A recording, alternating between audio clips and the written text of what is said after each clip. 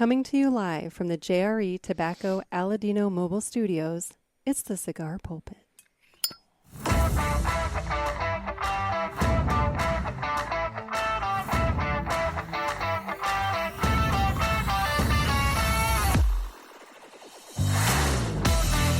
Hello, everybody, and welcome to another sermon from the Cigar Pulpit. I'm the Bishop of the Burn, Nick, and today we're going to do a couple different things.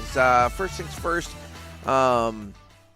I'm going to do a little bit of a bit of news. I'm going to bring my news career and background to the forefront, and we're going to get a little update on Milton, Hurricane Milton, and then after that, it's going to be Ask the Pulpit. I have a couple. I have some calls on the hotline, and figured, you know what, we will do our best to answer those calls. Realistically, there were a few people I reached out to about coming onto the show to talk about kind of life in Florida right now. However, given the schedule of when the storm hit versus when I have to record this for Friday, I'm recording Thursday morning. It's one of those things that timing-wise, it's not perfect. Everybody's still kind of dealing with the immediate aftermath of the storm, and so and I am not a priority, and I don't pretend to be. I don't want to interfere with anybody's life and business at this point. So we're not messing with that today. But we are going to give a little bit of an update. But first, let's go ahead and get a cigar going. So today, kind of appropriately, but also because I had it and I felt like smoking it, I have the West Tampa Tobacco Black Toro. It's a 6x52 Toro featuring an Ecuadorian Habano Maduro wrapper and binder and filler from Nicaragua. And it also was the 2022 Cigar Pulpit Parishioners Top Cigar of the Year. So for what it's worth, it's a good one. So anyway, it's time to cut the cigar, and the official cutting is brought to you by 2guyscigars.com. And sorry, I had my ringer on. 2guyscigars.com. That's the number 2guyscigars.com. Two Guys have been around for 40 years, and they are the trusted name in the cigar industry. Everybody knows Two Guys, but if you don't, please give them a try. You won't be sorry. Family owned and operated, 2guyscigars.com does the very best to provide a great selection. They have the West Tampa Tobacco Black, by the way. Fair prices and awesome customer service. Please go over to 2guyscigars.com for your next cigar purchase. Let them know that the Cigar Pulpit sent you. There's a little comment section on the screen. When you place your order, you can tell them that I sent you. And just remember, that's the number 2guyscigars.com. And it's time to go ahead and cut the cigar. Yeah, that little comment section, that's how, I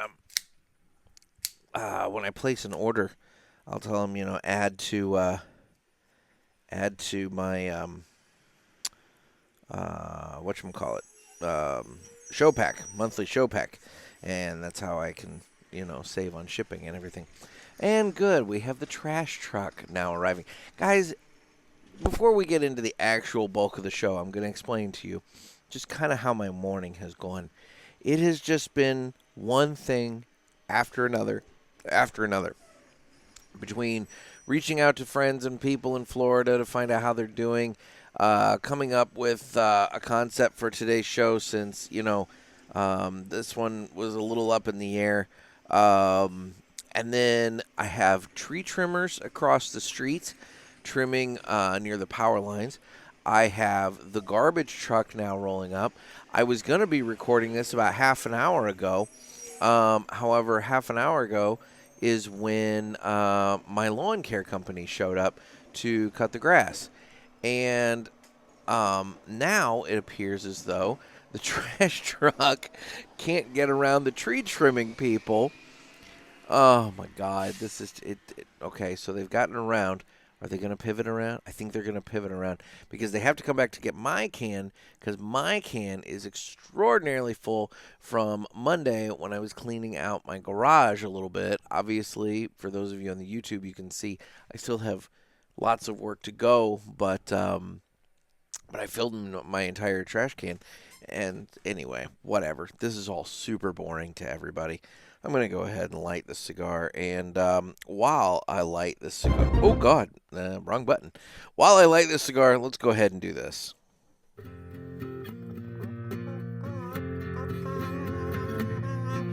Some say cigars are all the same. It's just not true. It's you I have to blame.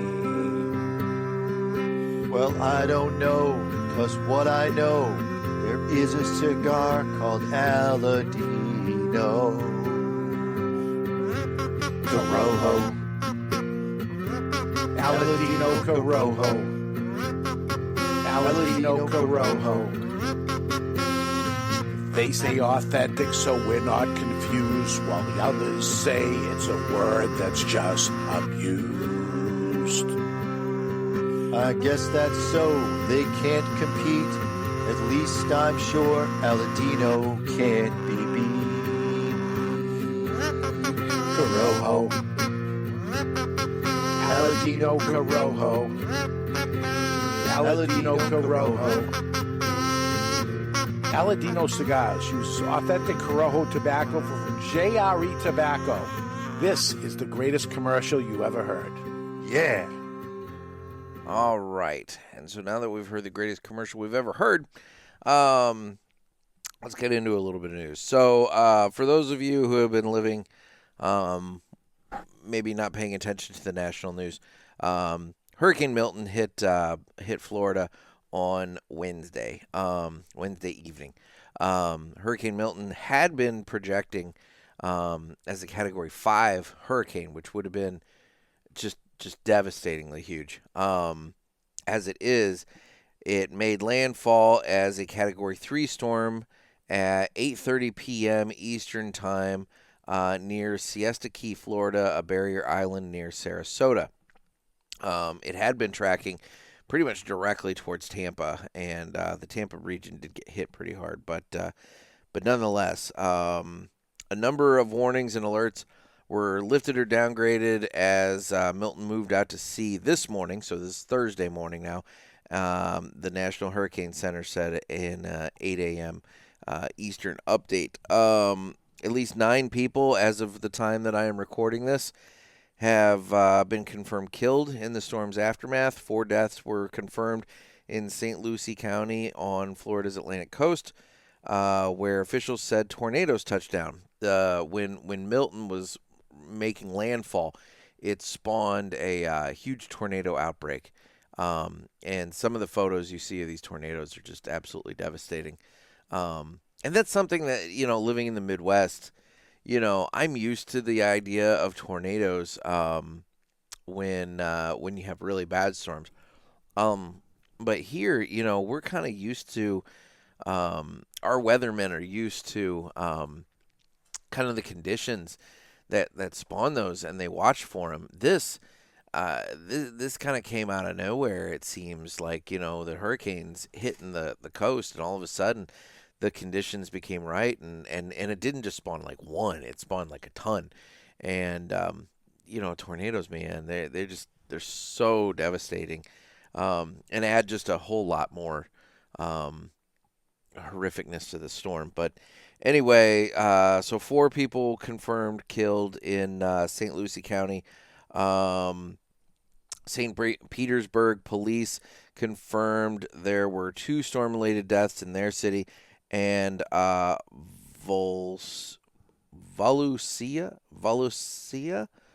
I'm butchering this, I'm sorry. Volusia County Sheriff, Sheriff Chitwood, confirmed 3 people died in his jurisdiction. So as of the time I'm recording this, there's 9 confirmed dead. 11 million people are at risk of flash and river flooding, and a record number of tornadoes caused widespread damage. And then more than 3.3 million energy customers were without electricity in Florida as of 7 a.m. Eastern time this morning, Thursday morning. So basically, it's a ton of people in Florida that were impacted in one way or another. For those of you who are interested in helping, I did a little Googling, and there are, a number of charities. I would just say vet charities before you give anything. Truthfully, probably the best way that you can assist folks with not just Milton, but Helene. I feel before we go too much further, Helene hit and has been absolutely devastating. And the thing is Helene hit during that period of time when I was in New Hampshire for the New England Cigar Expo, and I already had my shows pre-recorded, so I haven't really, I've only, I guess I've done one, but it kind of was, it had already happened. So, obviously, lots of devastation that has come from both Helene and now Milton back to back in just a number of weeks. But if you want to help, if there's any way, that you want to assist victims of these storms, the American Red Cross is probably the best, most reputable way that I have been able to find that you can do so, and it'll get aid to folks. Now, checking in on some of my friends down in Florida, I have reached out to a number of folks. Truthfully, I haven't heard from a number of folks, and so I'm not going to list off everyone that we haven't heard from. I'm making the assumption, perhaps optimistically, that everyone is okay, but nonetheless, we'll go from there. Now, I did check with, this is a little prior, and now my garbage man is back. Getting the neighbor's garbage. And now we're rolling up on my house. This will be fun. I'm going to get to see the arm. Oh, it's kind of straining a little bit. That garbage can was stupid heavy. I mean, there was a lot of stuff in there, so, but it filled it, so that's good. And now the garbage man goes away. I'm sorry, guys. So, I did check in with both Justo and Renee Castaneda prior to the storm hitting, kind of letting them know, telling them to stay safe. This was oh my God, now there's a plane going by. I just can't win today. Anyway, Miami, at the time, Miami was looking like it might get hit. It did kind of skew in such a way that Miami really didn't. So both, Justo did let me know that he's okay. I haven't heard anything from Renee, but I would imagine that Renee is doing great. I did hear from Ken Clarich at Ash and Ale. Now, Ken, Palm Coast did. It got the storm. It wasn't like, dead on, but it did get to the storm. Ken updated me maybe about, an hour and a half ago, and he said, quote, "We lost power at 3:45, and it's still out. It looks like we're only one of like 5 houses in our area that's out, though. It's very weird. We lost some branches on the tree, and as of right now, that's all I can tell. We did lose our banana trees, but everything else seems to be okay." So thankfully, it sounds like it's more of a little bit of yard damage and power inconvenience for Ken. So that's good. It could have been way worse, so we're glad of that. And then Rick Rodriguez of West Tampa Tobacco, he posted a video to Instagram and kind of answered everybody because I guess he was getting a number of people messaging there. So I'm going to go ahead and play that video from Rick because he's obviously in the Tampa area. And then so those people that maybe don't follow Rick on Instagram, maybe don't have Instagram, whatever, you guys can hear it straight from the horse's mouth. Maybe. Hey everybody, this is Rick Rodriguez from West Tampa Tobacco Company. I just wanted to answer some texts and Facebook message and prayers that have been sent to me and my family. We are all safe. I'm not going to lie. That was the most scariest evening I've ever spent through a storm or in my house. It was unbelievable, but we all survived. Everybody's healthy and happy because we survived. But no damage to the house, no power. They're saying maybe we can get some power today, or it could be 3 to 5 days before we get power back. So maybe you can hear in the background some of my neighbors are running their generator. But safe and sound, thank you so much. Your prayers were definitely answered, and I will definitely let you know if anything changes. But again, thank you for your prayers, your concerns, and your love. They were definitely answered. And so take care, and I'll see you soon. So we're really glad to hear that Rick is doing all right. Didn't see anything yet from J.C. Newman. I know that there was a crew that was stationed at El Reloj in Ybor City there, kind of watching the factory and buttoning it down and getting it ready for the storm. You know, I know in hurricanes past, you know, Drew Newman has been very, very proactive about you know, working to protect the chickens of Ybor City, which I think it sounds goofy. It sounds like I'm not making fun. I think it's actually really cool because if you've ever been to Ybor City, you'll know that there's all these like wild chickens running all over the place, and you know, somebody's got to take care of them during the storm. I mean, I guess you don't have to, but you know, you should. But no, I do hope that all these areas, you know, there's a lot of devastation, a lot of damage. I hope they're able to rebuild and get back on their feet. I love the Tampa area so much, and I it's been too long since I've been down there. I need to get back down there, and you know, I hate to think that it's been damaged from these storms. So. Anyway, that would be our Milton update. You know, enough about that. We can move on now, and we can get into Ask the Pulpit. Shall we play a game? You talking to me? I have a question for you. You gotta ask me nicely. Ask me about my winner! You got a question? You ask the 8-ball. Come on, sucker. Let's get it on. All right. So it is time for Ask the Pulpit, and you guys can get your calls in by calling the hotline at area code 863-87... right? What? Hang on. I'm having a... Yeah, 863-874-0000. You know, it's one of those things, I say that number so much, and then all of a sudden, it's like I just brain fart, and I'm like, wait, is it 874-863, or is it... Anyway, whatever.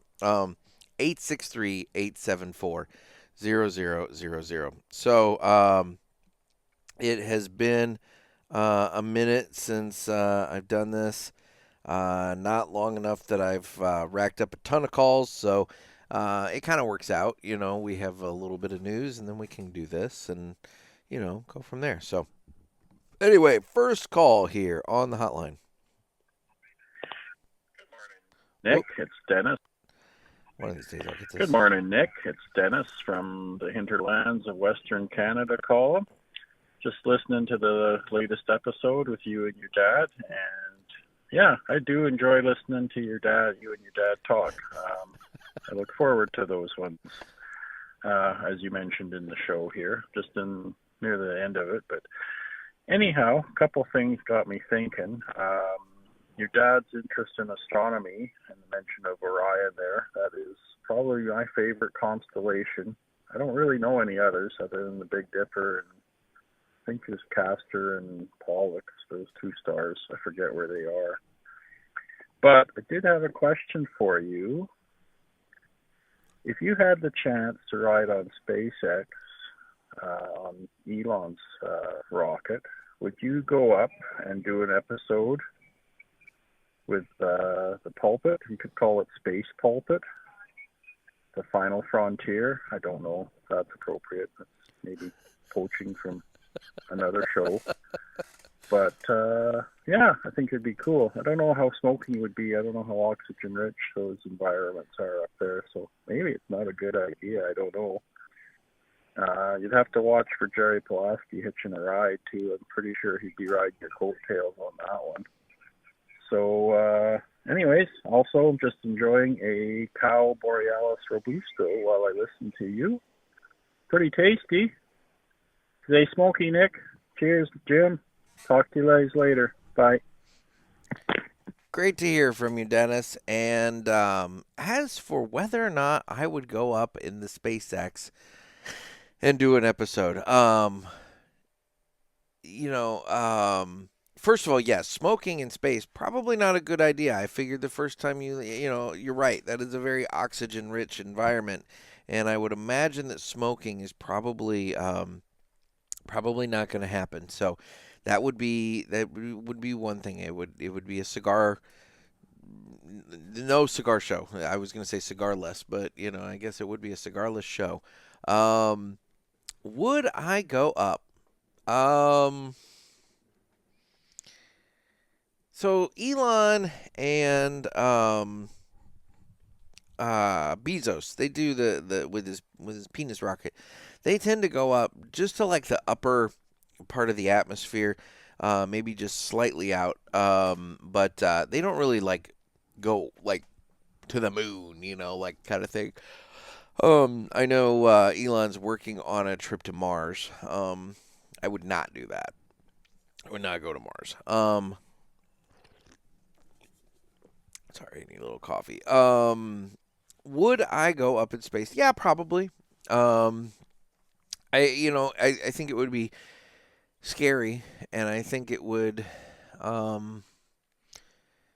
probably trigger a lot of thoughts about my place in the universe, which I think about probably way too much sometimes anyway. I kind of think about how small we are in the grand scheme of life and everything, and I probably dwell on that too much as it is. But on the flip side, I feel like going the other way, not thinking about it, sometimes is extraordinarily vain of us, to consider ourselves so important in the grand scheme of the universe. What are we? We're just little blips that happen to exist in a period of time that maybe you can make a small difference. Maybe you can make a big difference. But even the people that make a big difference, I mean, how big of a difference is it? Like in the grand scheme of the universe. So I don't know. It's a very interesting. I don't know. It's a lot to think about, and I don't want to go down that road right now. But would I go up? Yes, I would 100% go up. And yes, if I'm going to go up into space, you damn well better believe I'm going to be recording something, and doing something with it, because why not? Why would you not take that opportunity to do that? So now I have to figure out.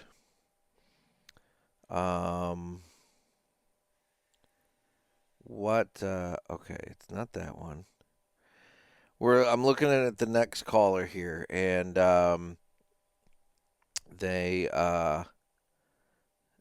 call it a couple of different times, and I'm trying to remember. I think I'm going to start with this one, because I think this is the first one since the last one of these that I've done. So anyway, thank you for the call, Dennis. And we're going to move on to the next caller here. Hey, what's up? How you doing, Nick? This is Dakota. What's up, Dakota? Over in Memphis. Anyway, there's so many things I want to say. First of all, I kept hearing people on the Ask the Boys, or the hotline, whatever the name of it is, episode, saying FOMO. And everybody's been saying, for the people that's already missed it, to increase your FOMO, I'm going to tell you a story. Look, It's not FOMO. It's not fear of missing out. The fear, it has happened. There is now another emotion other than fear. It's sad. You're sad that you missed out. It's FOMO. Look, so I fear nothing. I'm very sad, though. I really wanted to go, and that was very unfortunate. Anyway, hopefully by this time next year, I should be able to. But Teddy asked about football. Now, I am a huge Packers fan, so I am very much into pro football, and my smoking stays the same. I smoke one cigar a day. I try not to go to more than one because it costs more money. Yep. And I don't want to go to less than one because I enjoy it. So I smoke about one cigar a day. And generally during the season, I try to smoke my cigar during the game if I can, because that just makes me enjoy it more. And I get real hot-headed and like table flipping mad sometimes, which, I mean, I don't. I kind of control myself. But anyway, cigars help. It's nice. Also, you said you hated the NFL ever since the Rams left. Dude, the NFL hates the Rams because Steve Kroenke is full of shit. All right?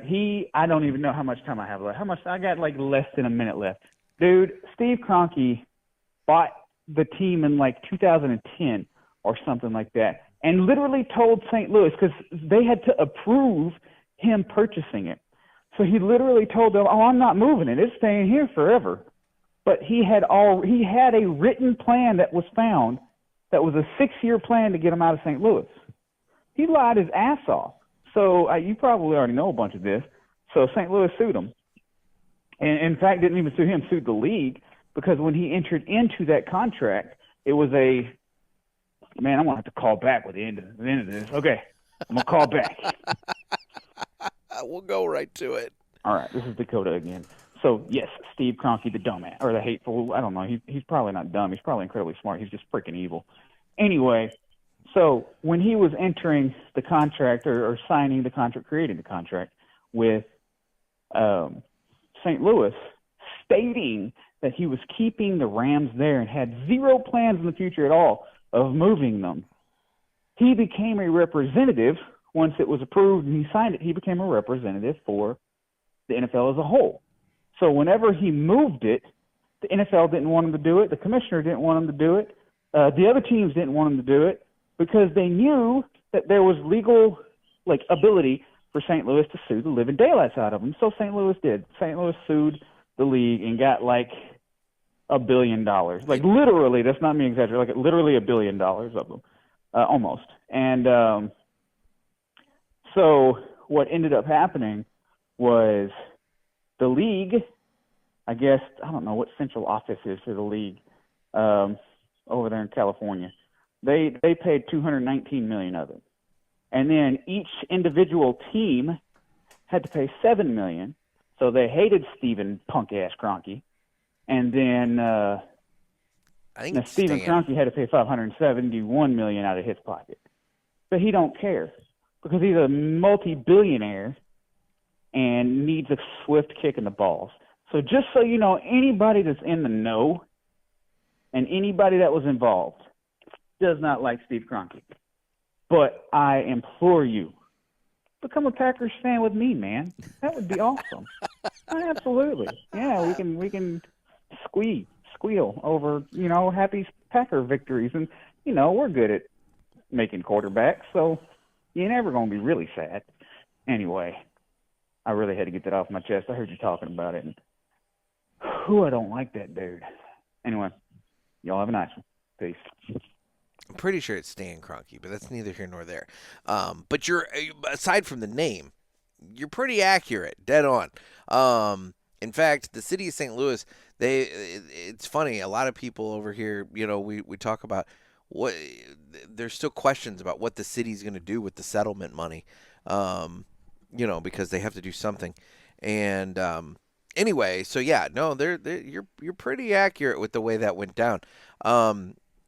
Now, there were some team owners that did help Kroenke with the move. They weren't all 100%.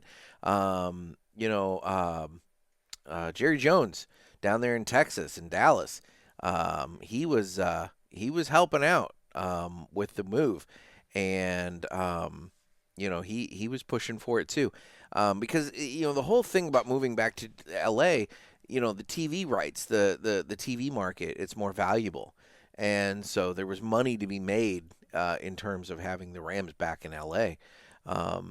And everything. So, it's a mess, and it's just one of those things where they tanked the team here, and they made it look like we're bad football fans because we wouldn't come out to watch the Rams.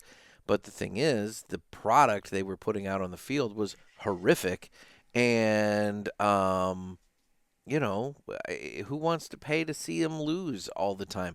I mean, I did. I had season tickets for a couple of years, and it got to the point that you would go to the game to see the other team play. You'd go to the games to see, in your case, the Packers or the Seahawks or, the Niners or whoever. I mean, it's like you didn't go to see if you saw a Rams victory, you felt like it was a bonus. But by and large, you didn't really expect to see a Rams win. So I don't know. It was embarrassing. And the way it went down was just dirty. And like I said, they've tried to paint St. Louis as a bad football town, but by God, we got behind our XFL team, the Battlehawks. I personally haven't. I'm not a big XFL guy, but they're selling.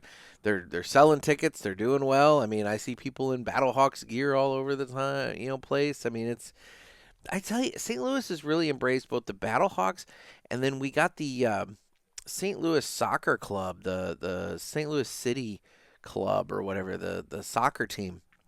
And my God, people have gone nuts for soccer. I'm seeing a definite increase in the popularity of soccer as a sport. My problem with soccer is I just don't fucking understand. Not the game. I understand the game. I mean, let's be, the concept. I'm sure that the concept is simple. Kick the ball into the net. I'm sure there's more intricacy to it than that. Positions and things of that nature. But I don't care about that. I'm talking about the leagues. I don't understand, you've got this league, this foreign league, the World Cup, this deal, whatever. It's like there's so many moving parts with understanding, soccer and how it works and the different organizations and everything. And admittedly, I haven't really put in the effort to try and learn. But I've had a few people explain it to me, and it's a lot. It's a lot. So anyway, I guess the moral of the story is, yes, St. Louis will support our sports teams as long as we don't get the feeling we're being lied to. And by God, the Rams lied to us. They lied to us. So anyway, thanks for the call, Dakota. And now we'll go on to another call here. Jerry Police here.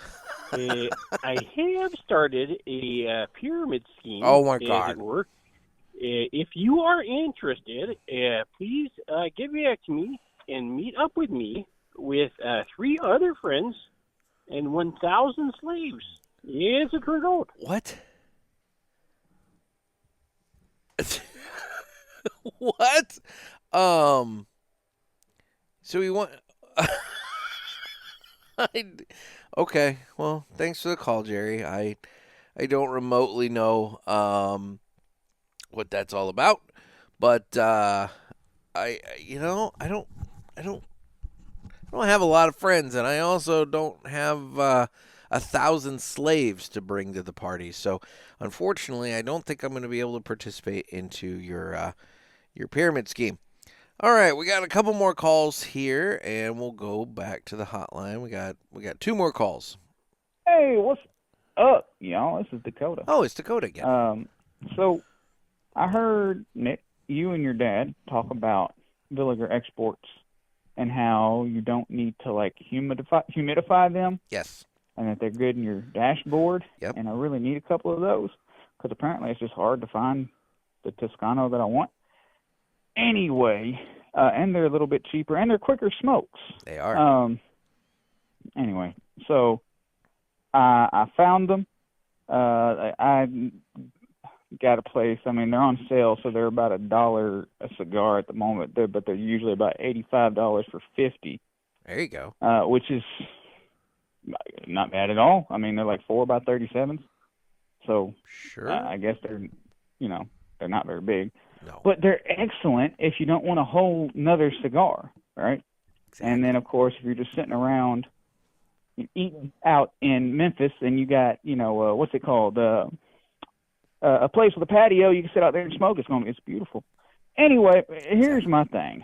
So I see that they have Villiger Export Classic, and they have Villiger Export Maduro, and Villiger Export Brazil. I really want the Villiger Export Brazil because it has like a spicy wrapper on it, or what did it say? I think the Maduro had a Mexican wrapper or something like that, and it said spicy something wrapper. I got to look it back up. Okay. Either way, both the Maduro and the Brazil are sold out, so I'm torn. Do I just wait until they get some back in stock? I got to call them Monday. That's what I got to do. Monday's tomorrow for me. I'm going to see if they're ever going to get those back in stock because I really want either the Maduro or the Brazil. Anyway, y'all mentioned it, and I thought about it. Also, I really should, I know I keep mentioning it, but I'm trying to think of good stories to just call in. The issue with my stories, with my Ranger stories, is they usually take more than 3 minutes to tell. I got an awesome story, the Moss Mafia. Yes, it's called we called them the Moss Mafia. They would literally go about stealing moss, and man, that story escalates very quickly. So we got that story. I got the what is that called? Black walnut tree thief. Full-grown black walnut trees. This man coming and sneaking them and stealing them. Man, and then we got to tell you how we caught that guy. Dude, there's just so many stories. I got the semi-truck that was stolen and burgled. I actually found that one. So that was, I don't know, man. We got some cool stories. I think I might have actually told that one.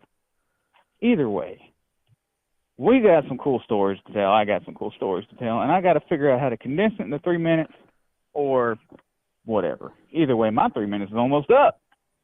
So peace. Or, Dakota, at some point, you and I need to actually communicate to where I can just have you on the show and you and I can have an actual conversation and we can just hear these stories. Because I think, hearing about the Moss Mafia and somebody stealing full-grown black walnut trees, I am curious as how somebody is stealing a full-grown tree. So yeah, I'm also curious why someone would want to be stealing moss. Anyway, and I'm curious as to what kind of penalties and punishments come along with this. Are these guys in legit prison, or was it just financial fines, or kind of what happens to them? So yeah, I think the actual answer is, instead of you trying to condense down a story into 3 minutes, I think we just need to try and figure out how to get you on the show. So we have one more call, and I do believe it is from Dakota. So we'll get through that, and we'll move on from there. Wait, Nick, this is Dakota. I forgot to ask. All right, so you remember those Remington cigars that may forever live in infamy and also forever live in my humidor, because I'm kind of scared to smoke it again. Anyway, I got those either the end of April or end of May. So at what point do you think I should try smoking another one? I mean, is it just going to taste the same the whole time? I mean, do I need to, if I keep it in my humidor for a year, will that improve the taste? What do I do? I don't want to throw them away. I spent money on them. Money's important, man. Anyway, so my whole question is, should I try it again? I mean, what's this month? We in month number 10 almost. So that's 5 to 6 months that I've had them in the humidor. would that change a completely 100% ammonium cigar? Do I need to wait 12 years? I don't know. I don't want to get rid of them. I'm just curious. Anyway, I appreciate the answer. Thank you, and peace. Buddy, I hate to say it, but, if you age a bad cigar, all you end up with is an aged bad cigar. Aging is not going to help a bad cigar. It's just going to be an old bad cigar. The one thing I will say, if the one problem with that one was ammonia, maybe give it a try a year later. So maybe wait until springtime of next year and smoke one. And I'll tell you this, if it still sucks springtime of next year, find a way to get rid of the damn things. I'm not advocating for you to donate them to Cigars for Warriors and dump shitty cigars on our troops. It's an option. I would probably say don't do that. Keep them in there. But you don't want to do that either. I was going to say keep them in there for when, guests come over and they're like, oh, I'd like a cigar. And you can tell that they've never smoked a cigar in their life. Don't do that either because, you don't want to, turn somebody off by giving them a bad cigar. Realistically, man, there's no good answer. I think the only true answer here is if you wanted to smoke one in the spring just to see if it's changed, you could do that. I personally don't think it's going to change at all. I suspect it's probably going to taste shitty then as it does now. And as for what you do with them, I got a fire pit in my backyard, and sometimes when I'm sitting out there, I'll toss my cigar butt into the fire. When I'm done with my cigar, you can just toss the whole cigar in. You can just toss all your Remingtons into the fire and just have an aromatic, experience at the fire pit, if you wanted to. I hate to tell you that because you did spend money on them, but hopefully you didn't spend much. I don't know, buddy. I don't really have a good answer for you on that one, except that I don't think it's going to change. I don't know. I'm no expert, so I would say, maybe hold off until the spring. That'll be a solid year in the humidor, and from there you can try and smoke it and see if a year's worth of age on it helped it out. But I don't really think it's going to. I think you're going to end up finding that it's just an old bad cigar. Anyway, thanks for the calls, everybody. I really do appreciate it. You can give a call on the hotline at area code 863-874-0000. Maybe. Come on. Oh, my God. Come on. There we go.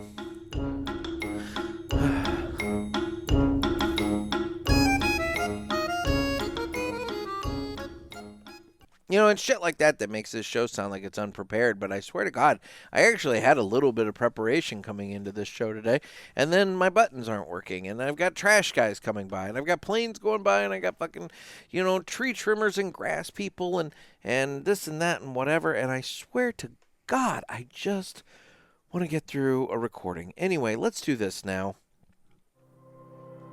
It's time to fly high with Blackbird Cigars.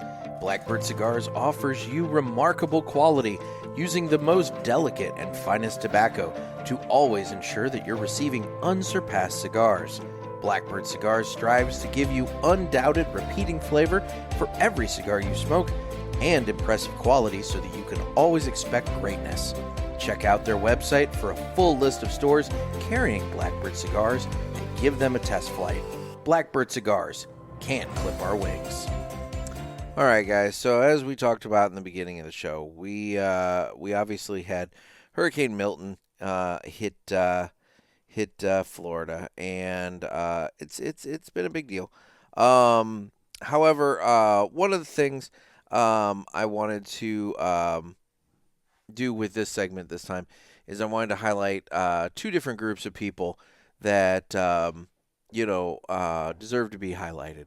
And the first is the numerous electrical workers that are heading down to Florida to assist with getting power back for everybody. They're heading down from all over the place, and I can't find exact numbers because, well, there are no exact numbers at this point. But they've some have already been down there dealing with the aftermath of Hurricane Helene, and now you have a number that have gone down to assist with Hurricane Milton. So these electrical workers, they're bringing life back to communities that are sitting in the dark. Additionally, there's the first responders. And, just this morning for my newspaper, I was communicating with the local fire department, and they sent down some folks. So you have, I got an email here from a representative from my local fire department saying that the state of Illinois is sending 15 fire engines, 6 chief officers, and several support vehicles. All told, it's between 65 and 70 personnel, divided into 3 teams, and each team has 5 engines, 2 chiefs, and a couple of support vehicles. From my area, O'Fallon, which is where my newspaper is, O'Fallon fire engine with 4 firefighters, 1 from Smithton, 1 from Freeburg, and 1 from Fairmont City. I used to live in Freeburg. That was where my duplex was before I bought my house. One of the deputy chief from O'Fallon went down with his fire department SUV, so he's got a support vehicle that he can kind of get around where maybe some of the bigger trucks can't go down. Highland Fire sent down an engine with 3 firefighters, 2 of which from Highland and 1 from Troy. They also sent down an SUV with a firefighter pulling a tent trailer. The tent sleeps 12. They drove to Marion, Illinois to link up with 3 additional fire engines and 2 additional support vehicles that are going to work together in Florida. These guys, they're looking at about a 15-day deployment to Florida to help out with, everything going on. And I just think that's it's one of the, and one thing I would like to point out is that O'Fallon Fire is a volunteer fire department. So I don't know. I need to follow back up and see. But there's a very real possibility that some of the people that are going down to assist with Milton from the O'Fallon Fire Department, at the very least, I don't know about the other towns, if they're a paid or volunteer force. But O'Fallon's a volunteer force, so there's a possibility that some of these guys are taking 2 weeks, up to 2 weeks off of work, a paid work at another employer in order to go down and do this. And so, between that and the electrical workers, I think we need to keep all of the helpers that are going down to Florida and assisting with Milton, and then the other areas of the country that have been hit with Hurricane Helene, and they've already been getting assistance. We need to keep these assistance people in our prayers and thoughts, because they're doing some badass work. And anyway, so be like these helpers and Blackbird Cigars, and don't let anybody clip your wings. So now that we've done that, let's go ahead and do this. It's time for the Villiger Cigars Entertainment Report, brought to you by Villiger. Villiger Cigars, one of the leading cigar and cigarillo manufacturers in the world, founded in 1888 and still family-owned and operated. Head over to VilligerCigars.com and check the store locator to find a shop near you that carries them. We guarantee that Villiger Cigars will be a wonderful addition to your humidor and cigar rotation. Well, there are all kinds of insects flying in my garage door. I could have done this out on the patio, but I already had everything set up in the garage still from the last time I recorded out here, so I just kind of figured, screw it, I'd just throw open the garage door and do this. We're kind of in this weird little last bit of summer. Not even summer, I guess. It's I think getting to about 75 today. Next week it's going to start definitely being more like autumn, but it's a little warmer today. Anyway, so Villiger Cigars Entertainment Report. What have I been watching lately? I have watched a little bit more of the show Chaos, K-A-O-S. It's on Netflix. It's about the Greek gods, and it stars Jeff Goldblum as Zeus. It's a fun show, and unfortunately, right before I started recording, I got word that Netflix has canceled it. So I guess it's a one season and done kind of show.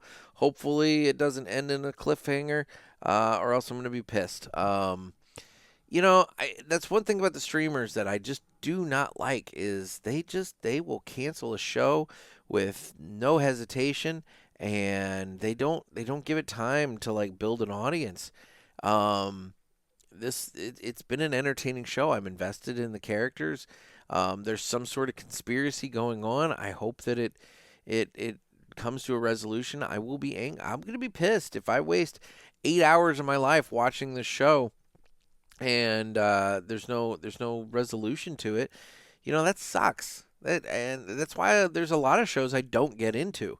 If I know that a show got canceled prematurely, even if it's supposed to be good, I don't get into it. Oftentimes if I'm told the ending is bad, I don't want to get into it because I don't want to have the ending be bad. So I don't know. Maybe I need to be more judicious with my shows on these streamers and maybe give it a season and wait and see if they're going to continue it or not. But anyway, now, in terms of other shows, I really haven't watched a whole lot. It's been a short week in terms of recording for me, because I recorded Monday night, and then Tuesday I did my newspaper all day. Wednesday I did my deliveries, and I watched one episode of Chaos last night, and then now today I'm recording. And then this weekend, I'm actually going to be picking up my son after school today, and I will have him a little extra time this weekend. I'll have him Thursday night, and then all day Friday, Saturday, Sunday, because he's off school on Friday for Teachers Institute, so it'll be nice. I think tonight we're going to go up to the, ironically enough, talking about the firemen, the firehouse is doing their open house this week, for Fire Prevention Week, and so we're going to go up there and get an upfront look at whatever fire trucks are still remaining at the firehouse, and get to see Sparky, the fire dog, and things of that nature. But no, it's gonna be I'm looking forward to a fun weekend with my son. So that's my entertainment for this report. So anyway. Now, why don't we go ahead and do this? Guess what, motherfucker? Time for 3 cigars we smoked and enjoyed this week. And in terms of cigars that I have enjoyed and smoked this week, let's take a look at the list. I've been back on a good path in terms of smoking here lately. I've had some good stuff. So the first one that I want to give a shout out to is one that Ed Sullivan actually got me smoking while I was up in New Hampshire. He gave me one of his, and I ended up buying a tin of them. And this is one that I want to recommend, not just to everybody, but specifically Dakota, because he was talking about the Villigers, the exports. These ones... this would be the Zeno Nicaragua Half Corona. It's a tin of 5, and they're little guys. They're little short Corona-sized cigars, and they come pre-punched, so you don't have to cut it or anything. They come pre-punched, and then with the size, the punch hole is a perfect cut for this cigar, and it's just a little, little Zino Nicaragua, and I'll tell you, it's got great flavor. It smokes wonderfully, and when you have half an hour to kill, the Zino Nicaragua half Corona is amazing. You can get longer out of it if you really take your time with it. But if you're just smoking at a normal pace, you can get half an hour out of that guy, and it's super good. I really do. I enjoyed it. I dig it. So that was really good. In terms of my next cigar that I want to highlight, I've been smoking a lot of another budget-friendly cigar. I've been smoking a lot of the Charter Cabanos. I bought a box of those up in New Hampshire as well. And, the Charter Cabano, it's got great flavor. It smokes a little on the fast side. I don't get quite as much time out of it as maybe another normal Toro size. But all in all, fantastic cigar. I enjoy it as well. And whatever issues they were having with the wrapper in the beginning with that, I think they've definitely kind of cleaned up and taken care of, because, boy, it's been smoking wonderfully, and I don't have the cracking issues that I used to have with it. And then the last cigar that I want to highlight that I smoked is one that I smoked the other evening, kind of to close out my evening, and that was the Aladino Fumanoche. When they say that is your end of night cigar, that is your end of day cigar. That is one that, it's a slow smoke. It's a fairly heavy smoke. And when you're done with it, you're like, yep, I don't need another cigar for the day. I'm good. And I enjoy it. It's a tasty cigar, so I had that the other day. So that would be my 3 cigars I smoked and enjoyed this week. I guess now it would be that time of the show that I talk to you about the socials. So I'm available on Instagram at the Cigar Pulpit. I'm on Facebook with the Facebook Cigar Pulpit Parishioners group. You can get in on the fun there and interact with everybody and show off what you're smoking and whatever else. And if you're in Florida and you're listening to this, maybe post to the Parishioners group and kind of let us know your status. Let us know you're doing all right and whatever else. Twitter/X, you can follow me there. YouTube, where you can watch this, and as you heard earlier, I do take your phone calls, so you can get in on the fun for the next Ask the Pulpit episode by calling the hotline at area code 863-874-0000. Otherwise, I have really enjoyed this West Tampa Tobacco Black. It's been smoking great. I've been talking a little much, so it's kind of not. I need to touch it up just a little bit, get the fire going on it. But all in all, smoking wonderfully. Construction's great. The smoke production has been really nice. Relatively, I think it's actually more mild than the red. I think the red has just a little bit more oomph to it.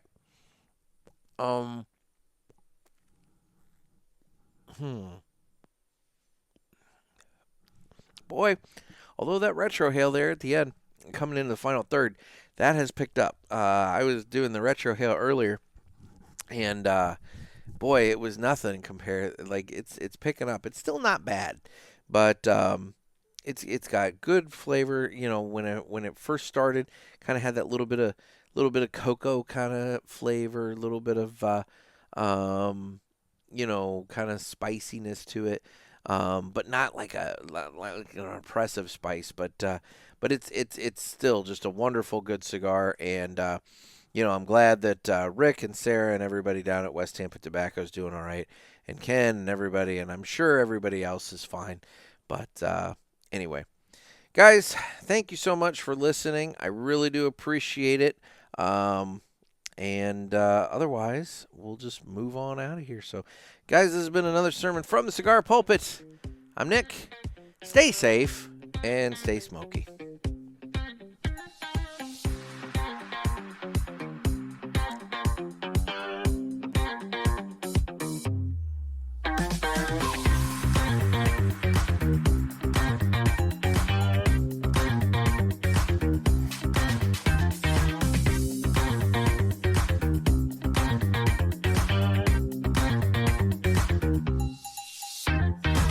And remember, everybody, American Red Cross. That's the best way to help both victims of Hurricane Helene and Milton.